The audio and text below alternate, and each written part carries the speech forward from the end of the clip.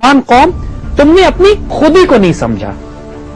तुमने अपनी खुदी और बेखुदी दोनों लफ्ज इस्तेमाल करते हैं, इसलिए कि असरार खुदी थी और रमूज बेखुदी है, दो किताबें। कहते हैं तुमने अपनी खुदी और बेखुदी को नहीं समझा और इसकी वजह से तुमने अपने आप को शक में डाल दिया। इसी वजह तुम डाउट में हो कि हम ये उरूज हासिल कर सकते हैं या नहीं, हम आज वो मकाम कैसे हासिल करेंगे। बाल खुदी का नाम देते हैं। इंसान की सेल्फ रिस्पेक्ट, ईगो, डिग्निटी, वकार, इज्जत नफ्स, उसके वजूद में अल्लाह के नूर का मरकज।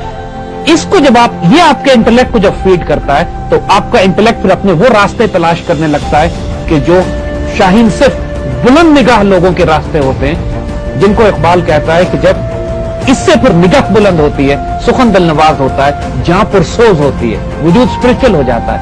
और जब ये डायमेंशंस तुम्हारे वजूद में पैदा होते हैं, फिर तुमको कायनात के तारीक रास्तों में अपनी निगाह ऐसे तुम्हारी तेज काम करती है, तुमको अपने रास्ते ऐसे नजर आते हैं कि जमीन और आसमां और कुर्सी और अर्श, खुदी की जद में सारी खुदाई, पूरी कायनात तुम्हारी रेंज में होती है। ये क्या बात पाकिस्तान की करते हैं या एशिया की करते हैं? एक मर्द मोमिन की थिएटर ऑफ ऑपरेशन, उसका बैटलफील्ड, उसका एरिया ऑफ ऑपरेशन पूरी कायनात होती है। There is no boundary. There is no boundaries to it. Imagine करें कि जो कायनात में ऑपरेट कर सकता हो, उसको ड्यूटी दी जाए कि तुमने पाकिस्तान को ठीक करना है, तो कितना मुश्किल काम है। इंशाल्लाह ओवरनाइट होगा। और अल्लाह की कसम, देखिएगा आप आने वाले वक्तों में इस पाकिस्तान का उरूज इतना मीटियोरिक होगा, इतना हैरत अंगेज होगा कि दुनिया दांतों में उंगलियां लगा के बैठेगी इस पाकिस्तान को हुआ क्या है, जिसको हमने राइट ऑफ कर दिया था।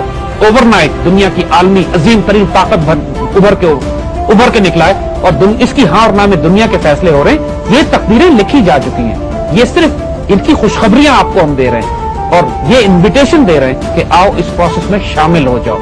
And be part of the change. And be part of this change. Don't be on the wrong side of history.